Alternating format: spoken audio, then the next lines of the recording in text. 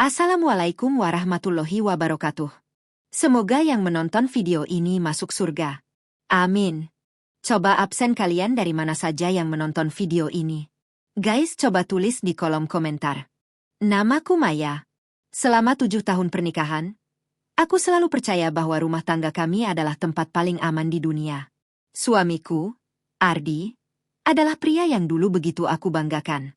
Dia pekerja keras, perhatian, dan selalu pulang tepat waktu. Setidaknya, itu yang selama ini aku percayai. Sampai suatu malam semuanya mulai terasa berbeda. Hari itu Ardi pulang lebih larut dari biasanya. Wajahnya terlihat lelah, tetapi bukan lelah seperti biasanya. Ada sesuatu yang aneh dalam tatapannya, seolah-olah ia sedang menyembunyikan sesuatu dariku. Ketika aku bertanya, dia hanya menjawab singkat, lembur. Aku mencoba mempercayainya. Lagi pula, perusahaan tempatnya bekerja memang sedang banyak proyek. Namun sejak malam itu, kebiasaan Ardi mulai berubah perlahan. Ia mulai sering membawa ponselnya ke kamar mandi. Pesan yang masuk selalu membuatnya tersenyum tipis sebelum buru-buru mematikan layar ketika aku mendekat. Kadang ia terlihat gelisah tanpa alasan, seperti orang yang takut rahasianya terbongkar. Awalnya aku menepis semua kecurigaan itu. Aku berkata pada diriku sendiri bahwa aku hanya terlalu banyak berpikir. Tapi suatu sore, ketika Ardi tertidur di sofa setelah pulang kerja, ponselnya bergetar di atas meja. Layar ponsel itu menyala. Aku sebenarnya tidak berniat melihatnya. Sungguh. Namun nama yang muncul di layar membuat langkahku berhenti. Rina Hati Merah 2. Jantungku langsung berdegup lebih cepat. Tanganku gemetar ketika tanpa sadar aku membaca pesan yang muncul di layar. Aku kangen. Kapan kita bisa ketemu lagi tanpa takut? Dunia seolah berhenti berputar. Aku berdiri di sana beberapa detik, mencoba meyakinkan diriku bahwa pasti ada penjelasan lain. Tapi pesan berikutnya muncul lagi. Aku tidak suka kalau kamu pulang ke rumah terlalu cepat. Aku ingin lebih lama bersamamu. Dadaku terasa sesak. Perlahan aku menoleh ke arah Ardi yang masih tertidur di sofa. Wajahnya terlihat begitu damai, seperti tidak ada dosa sama sekali. Saat itu juga aku tahu satu hal. Suamiku berselingkuh. Aneh ya, aku tidak menangis. Tidak ada teriakan. Tidak ada amarah yang meledak seperti di film-film. Yang ada hanya rasa dingin yang menjalar di seluruh tubuhku. Seperti seseorang baru saja menyiramkan air es ke dalam hatiku. Malam itu aku pura-pura tidak tahu apapun. Aku tetap memasak makan malam seperti biasa. Aku tetap tersenyum ketika Ardi menceritakan hal-hal kecil tentang pekerjaannya. Aku bahkan tertawa ketika ia membuat lelucon yang sebenarnya tidak lucu sama sekali. Ardi tidak menyadari apapun. Dia tidak tahu bahwa aku sudah melihat pesan itu. Sejak hari itu aku mulai memperhatikan segalanya. Setiap gerak-geriknya, setiap alasan lemburnya, setiap perubahan kecil yang sebelumnya tidak pernah aku sadari. Dan semakin lama aku mengamati, semakin jelas satu hal. Ardi tidak hanya berselingkuh. Dia jatuh cinta pada wanita itu. Namun aku tetap memilih diam. Aku pura-pura tidak tahu. Sampai suatu hari, Ardi pulang lebih awal dari biasanya. Dan kali ini, dia tidak pulang sendirian. Pintu rumah terbuka pelan sore itu.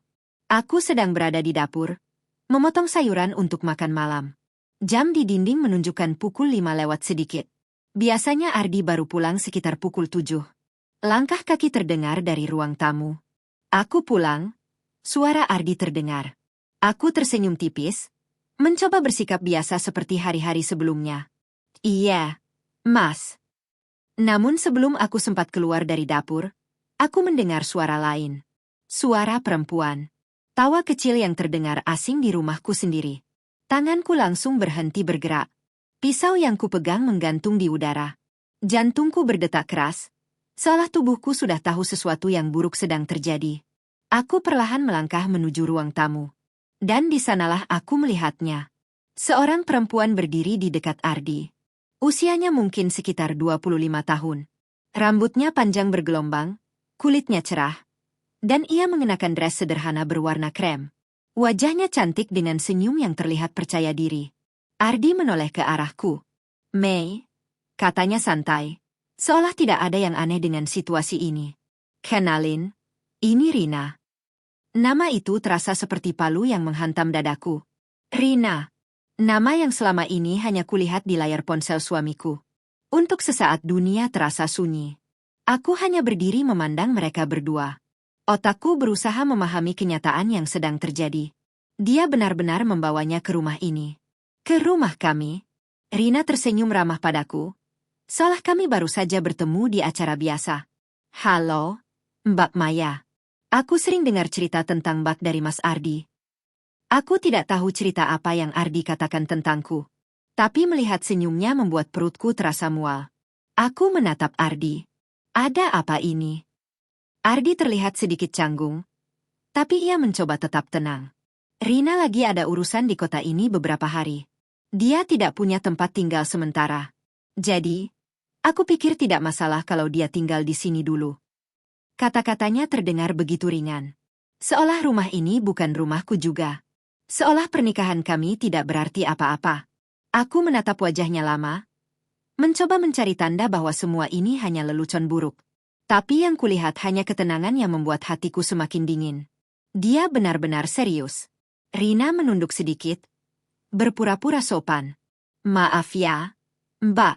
Aku tidak mau merepotkan. Tapi Mas Ardi bilang Mbak orangnya baik. Baik. Aku hampir tertawa mendengar kata itu. Perempuan yang berselingkuh dengan suamiku kini berdiri di rumahku dan memujiku karena baik. Lucu sekali. Namun entah dari mana, aku menemukan kekuatan untuk tetap tersenyum. Iya, tidak apa-apa, kataku pelan. Ardi terlihat lega mendengar jawabanku. Terima kasih, Mei. Aku tahu kamu pasti mengerti. Oh, aku sangat mengerti. Aku mengerti bahwa suamiku telah berbohong berbulan-bulan. Aku mengerti bahwa perempuan ini bukan sekadar teman. Dan aku juga mengerti satu hal yang mungkin Ardi belum sadari. Dia baru saja membuat kesalahan terbesar dalam hidupnya. Karena mulai hari ini, aku tidak akan hanya pura-pura tidak tahu lagi. Aku akan menunggu. Dan ketika waktunya tepat, semuanya akan berubah. Aku kembali ke dapur tanpa mengatakan apa-apa lagi. Langkahku tenang. Tetapi di dalam dadaku badai sedang mengamuk. Tanganku gemetar saat kembali memegang pisau dan melanjutkan memotong sayuran yang tadi terhenti. Dari ruang tamu, aku bisa mendengar suara mereka. Suara tawa. Suara percakapan yang terdengar terlalu akrab untuk sekadar teman. Setiap suara itu seperti menusuk telingaku. Tetapi aku memaksa diriku tetap diam. Selama berbulan-bulan aku sudah pura-pura tidak tahu. Aku sudah melihat pesan-pesan di ponsel Ardi. Sudah membaca kata-kata manis yang tidak pernah lagi ia ucapkan padaku. Sayang, kamu sudah makan. Kalau aku dekat kamu, pasti aku peluk. Kalimat-kalimat itu bukan untukku. Dulu, pertama kali aku menemukan pesan itu, aku menangis semalaman di kamar mandi. Aku duduk di lantai dingin sambil menutup mulut agar Ardi tidak mendengar isakku. Tapi sekarang, air mataku sudah habis. Yang tersisa hanya rasa dingin. Mei, kamu masak apa? Suara Ardi tiba-tiba muncul dari belakangku. Aku menoleh sedikit. Ia berdiri di pintu dapur, bersandar santai seolah tidak ada yang salah. Sama seperti biasa, jawabku. Ia mengangguk. Rina agak lapar. Bisa sekalian buatkan untuk dia. Kalimat itu membuat tanganku berhenti lagi. Bukan karena marah, tapi karena aku hampir tidak percaya dengan keberaniannya. Aku menoleh pelan dan menatapnya. Untuk beberapa detik kami saling diam. Namun kemudian aku tersenyum tipis. Iya. Ardi tampak puas dengan jawabanku. Ia kembali ke ruang tamu tanpa mengatakan apa-apa lagi. Aku menarik napas panjang. Baiklah. Kalau mereka ingin bermain rumah tangga di rumahku sendiri, aku akan melihat sampai sejauh mana mereka berani. Beberapa menit kemudian aku membawa 3 piring makanan ke meja makan. Ardi dan Rina duduk berdampingan di sofa. Jarak mereka sangat dekat hingga lutut mereka hampir bersentuhan. Rina langsung berdiri ketika melihatku. Wah, Mbak Maya baik sekali. Masakannya kelihatan enak. Aku meletakkan piring di meja. Silakan makan. Ardi duduk di kursi seperti biasa. Rina duduk di kursi sebelahnya. Aku duduk di seberang mereka. Untuk sesaat kami makan dalam diam. Lalu Ardi mulai berbicara. Rina kerja di perusahaan desain sekarang, katanya padaku.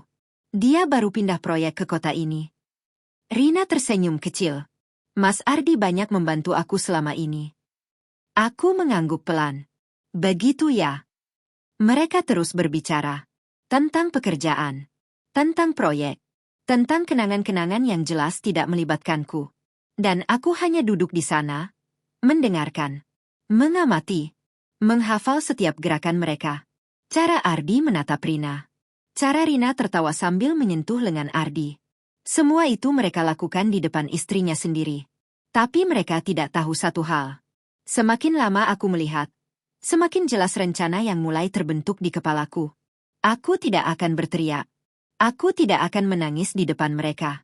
Karena saat seseorang merasa terlalu aman melakukan kesalahan, itulah saat paling mudah untuk menghancurkan mereka. Dan Ardi baru saja memberi aku kesempatan yang sempurna. Malam itu setelah makan selesai, Rina membantu mengangkat piring ke dapur. Ardi kembali ke ruang tamu sambil memainkan ponselnya seolah semua yang terjadi benar-benar normal.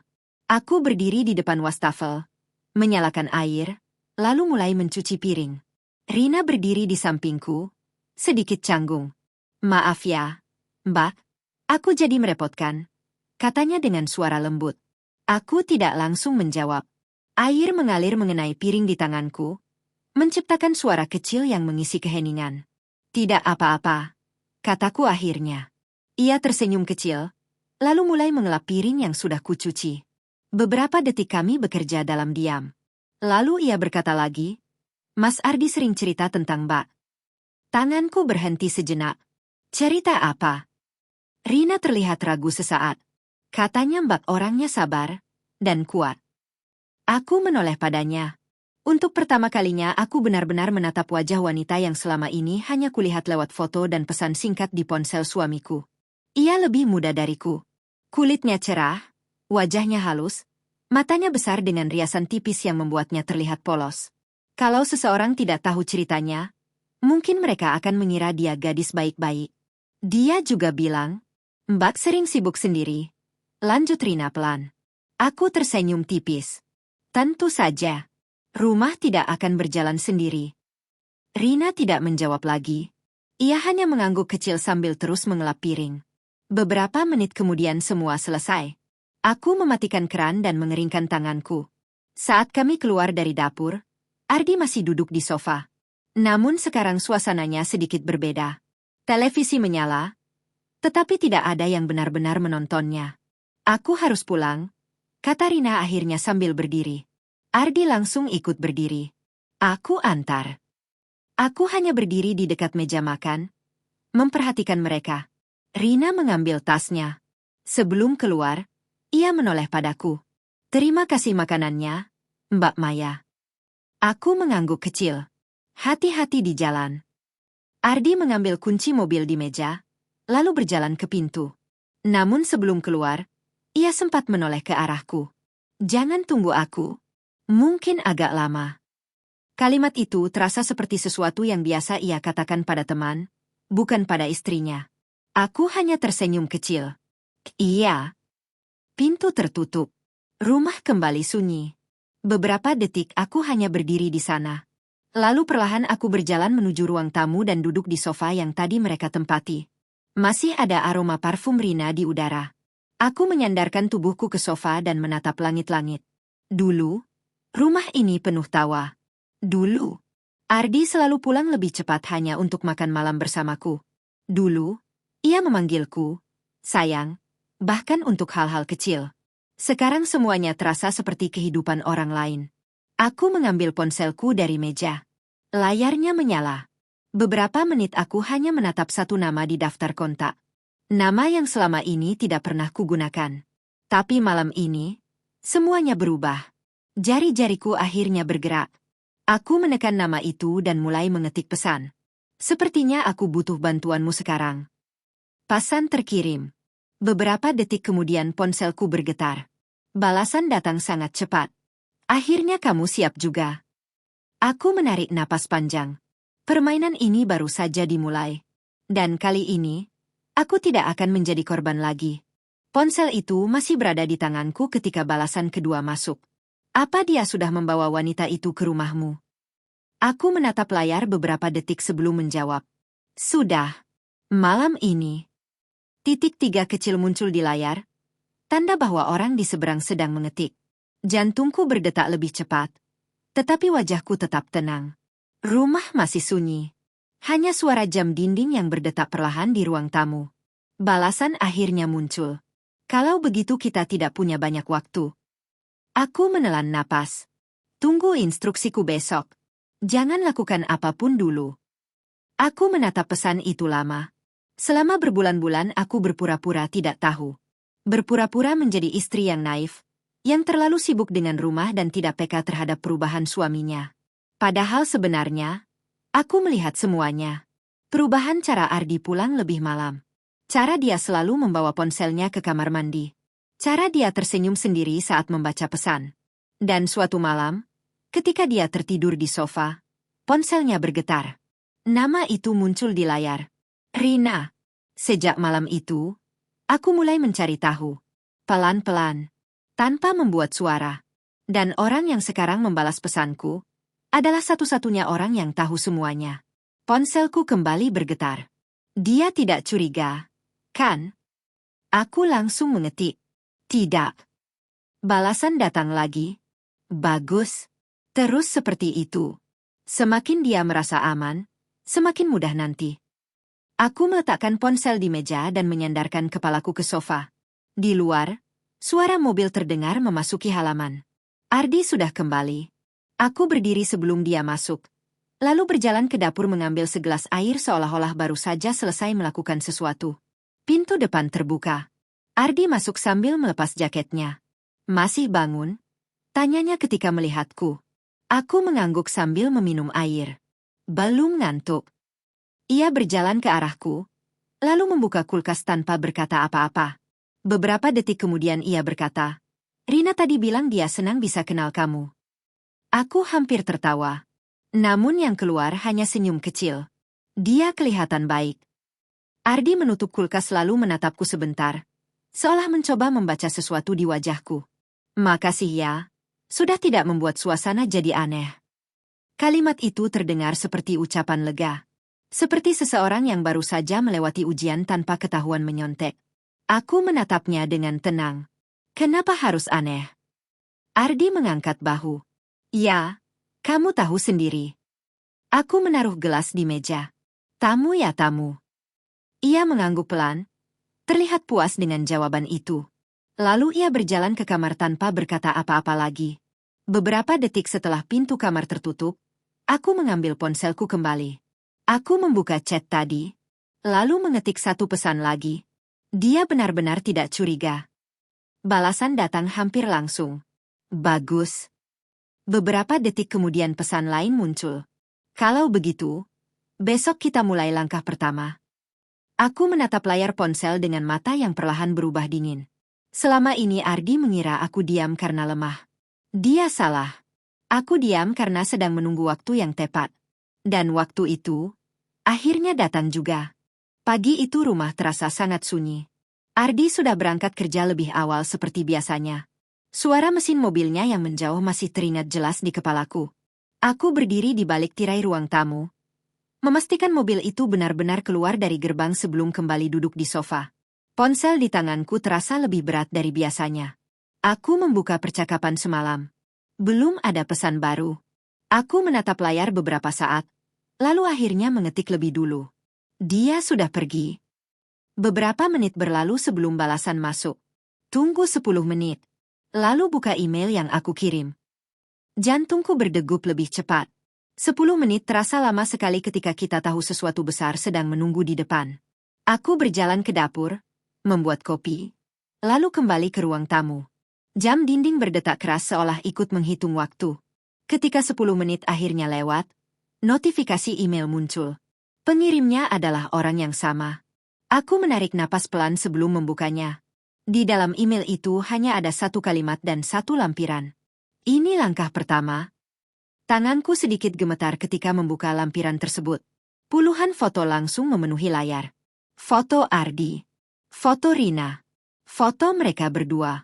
Di restoran. Di parkiran hotel. Di dalam mobil. Beberapa foto bahkan jelas menunjukkan mereka bergandengan tangan. Ada juga tangkapan layar percakapan mereka. Aku menatap semuanya tanpa ekspresi. Padahal dulu, mungkin aku akan menangis. Sekarang tidak. Perasaan itu seperti sudah habis. Ponselku kembali bergetar. Pesan baru. Foto-foto itu hanya sebagian kecil. Aku mengetik pelan. Kamu mendapatkan semua ini dari mana? Balasan datang beberapa detik kemudian. Aku sudah mengikuti mereka hampir 2 bulan. Aku terdiam. 2 bulan. Berarti seseorang benar-benar memantau kehidupan suamiku selama itu. Pesan berikutnya masuk lagi. Dan masih ada sesuatu yang lebih penting dari sekadar perselingkuhan. Keningku berkerut. Maksudmu?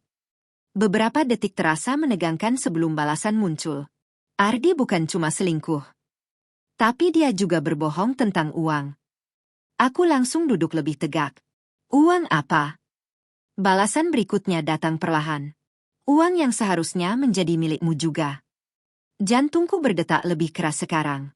Pesan terakhir akhirnya muncul.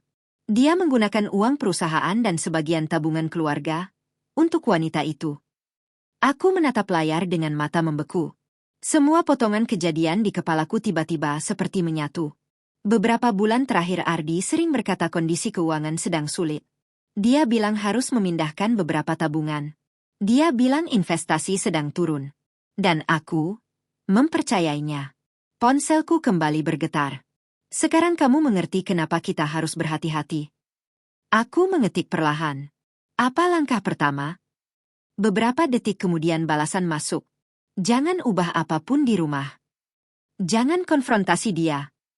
Dan yang paling penting, aku menunggu kalimat terakhir itu.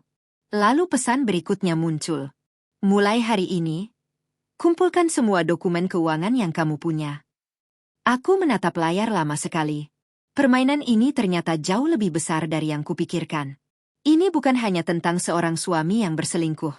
Ini tentang kebohongan yang jauh lebih dalam.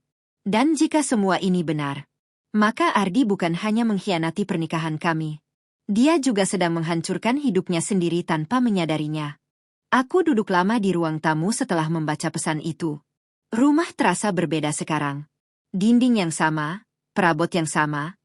Tetapi rasanya seperti aku sedang melihat semuanya dari sudut pandang orang lain. Orang yang akhirnya membuka mata. Aku menutup email itu perlahan. Puluhan foto Ardi dan Rina masih terbayang jelas di kepalaku. Cara mereka tertawa. Cara Ardi menatapnya seperti dulu dia menatapku. Lucunya, bagian yang paling menyakitkan bukan lagi soal perselingkuhan itu, tapi kebohongan tentang uang. Tentang bagaimana dia membuatku percaya bahwa kondisi kami sedang sulit. Tentang bagaimana aku mengurangi banyak hal demi keuangan keluarga. Padahal ternyata, uang itu mengalir ke wanita lain. Ponselku kembali bergetar. Pesan baru dari orang misterius itu. Jangan terlalu lama berpikir. Aku menatap layar. Apa maksudmu? Balasannya cepat. Orang yang seperti Ardi biasanya mulai menutup jejak kalau merasa ada yang tidak beres. Aku menelan ludah. Kamu pikir dia curiga?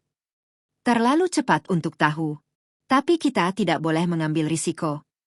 Aku menghela napas panjang. Baiklah. Kalau ini permainan, maka aku harus ikut bermain. Aku berdiri dari sofa dan berjalan menuju kamar kerja kecil di samping dapur. Di ruangan itu ada lemari tempat kami menyimpan dokumen penting. Ardi jarang membuka lemari itu. Biasanya aku yang mengurus semuanya. Aku membuka pintunya perlahan. Map-map tersusun rapi di dalamnya. Pajak, tabungan, investasi, dokumen rumah. Aku menarik satu map biru yang berisi laporan rekening bank kami. Tanganku mulai membuka lembar demi lembar. Awalnya semuanya terlihat normal. Transfer rutin. Pembayaran tagihan. Belanja bulanan. Tapi kemudian aku menemukan sesuatu. Beberapa transfer dengan jumlah cukup besar. Dilakukan setiap bulan. Ke rekening yang tidak kukenal. Aku memperhatikan tanggalnya. 6 bulan terakhir. Jadi ini sudah berlangsung cukup lama. Jantungku berdegup lebih keras. Aku memotret halaman itu dengan ponselku. Lalu halaman berikutnya. Dan berikutnya lagi. Total uangnya tidak kecil. Aku hampir tidak percaya Ardi bisa menghabiskan sebanyak itu tanpa pernah memberitahuku. Ponselku kembali bergetar. Ada sesuatu? Seolah dia tahu apa yang sedang kulakukan. Aku mengetik singkat. Ada transfer bulanan. Balasan datang cepat. Ke rekening siapa? Aku tidak tahu. Beberapa detik berlalu sebelum pesan berikutnya muncul. Coba kirimkan foto rekening tujuannya. Aku mengirimkan foto yang tadi kuambil. Beberapa menit tidak ada balasan. Kesunyian itu terasa menegangkan. Aku hampir berpikir dia menghilang ketika akhirnya pesan baru masuk. Menarik. Aku langsung mengetik. Apa? Balasannya membuat darahku terasa dingin. Rekening itu bukan atas nama Rina. Aku mengerutkan kening. Lalu milik siapa? Beberapa detik terasa seperti 1 jam. Lalu pesan terakhir muncul. Perusahaan kecil yang baru berdiri tahun lalu. Aku menatap layar dengan bingung. Apa hubungannya dengan Ardi? Balasan berikutnya datang perlahan. Sederhana. Ardi adalah pemiliknya. Aku membeku di tempat. Tanganku terasa dingin. Ardi tidak pernah mengatakan apapun tentang memiliki perusahaan baru. Tidak pernah. Ponselku bergetar sekali lagi. Dan pesan terakhir itu membuat semuanya terasa jauh lebih rumit. Dan wanita yang kamu lihat kemarin. Rina. Tercatat sebagai direktur perusahaan itu. Aku menatap layar ponselku lama sekali. Nama itu masih terpampang jelas di pesan terakhir. Rina, direktur perusahaan milik Ardi. Dadaku terasa sesak. Bukan karena cemburu, tapi karena kenyataan yang tiba-tiba terasa jauh lebih besar dari sekadar perselingkuhan. Ini bukan hubungan diam-diam. Ini kerjasama. Aku mengetik pelan. Kamu yakin? Balasan datang hampir seketika. Aku tidak pernah mengirim sesuatu tanpa memastikannya. Beberapa detik kemudian, satu file baru masuk. Dokumen PDF. Aku membukanya dengan jari yang sedikit gemetar. Di halaman pertama tertulis nama perusahaan itu. PT Sagara Nusantara. Di bawahnya ada struktur perusahaan. Pemilik saham mayoritas, Ardi Pratama. Direktur, Rina Lestari. Aku merasakan perutku seperti jatuh. Ardi benar-benar membangun sesuatu di belakangku. Bukan hanya hubungan dengan wanita lain, tapi sebuah perusahaan. Ponselku kembali bergetar. Kamu mulai mengerti sekarang? Aku mengetik singkat. Ini sudah direncanakan. Tepat. Aku menutup dokumen itu dan bersandar di kursi. Semua potongan kejadian beberapa bulan terakhir tiba-tiba terasa masuk akal. Ardi sering pulang larut. Sering keluar kota mendadak. Sering berkata ada proyek baru. Aku mempercayainya. Karena aku adalah istrinya. Pesan baru masuk lagi. Perusahaan itu baru berdiri setahun. Tapi transaksi uangnya cukup besar. Aku menatap layar. Apa yang sebenarnya mereka lakukan? Beberapa detik berlalu sebelum balasan muncul. Masih mencari tahu. Tapi ada satu hal yang sudah pasti. Apa? Jawabannya datang singkat. Sebagian modalnya berasal dari uang yang dia ambil dari rekening keluarga kalian. Tanganku mengepal tanpa sadar. Jadi bukan hanya kebohongan. Ini pengkhianatan finansial. Aku berdiri dari kursi dan berjalan kembali ke ruang tamu. Rumah ini terasa lebih sunyi dari sebelumnya. Aku menatap foto pernikahan kami yang masih tergantung di dinding. Ardi tersenyum di sana. Tangan kami saling menggenggam. Kami terlihat bahagia. Ironis sekali. Ponselku kembali bergetar. Sekarang kita masuk tahap berikutnya. Aku menarik napas pelan.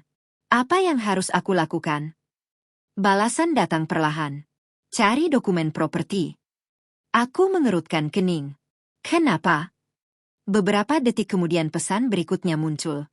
Karena ada kemungkinan dia juga memindahkan aset. Dadaku terasa semakin berat.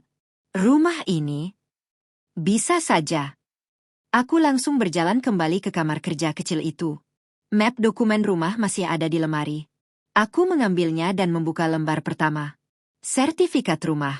Atas nama kami berdua. Aku membalik halaman berikutnya. Dokumen pajak. Normal.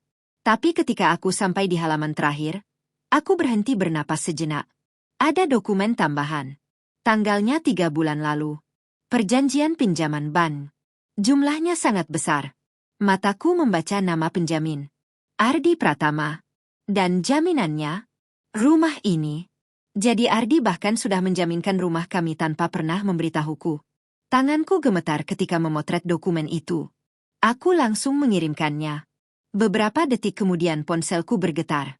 Pesan balasan masuk. HM. Aku menunggu. Lalu kalimat berikutnya muncul. Sepertinya kita terlambat sedikit. Jantungku berdegup kencang. Maksudmu? Balasan terakhir membuat tubuhku terasa dingin. Jika perusahaan itu gagal, Ban bisa menyita rumah ini. Aku menatap ruang tamu kami. Sofa tempat kami menonton film bersama. Meja makan tempat kami sarapan setiap pagi. Rumah yang kupikir aman. Ternyata mungkin sudah berada di ambang hilang.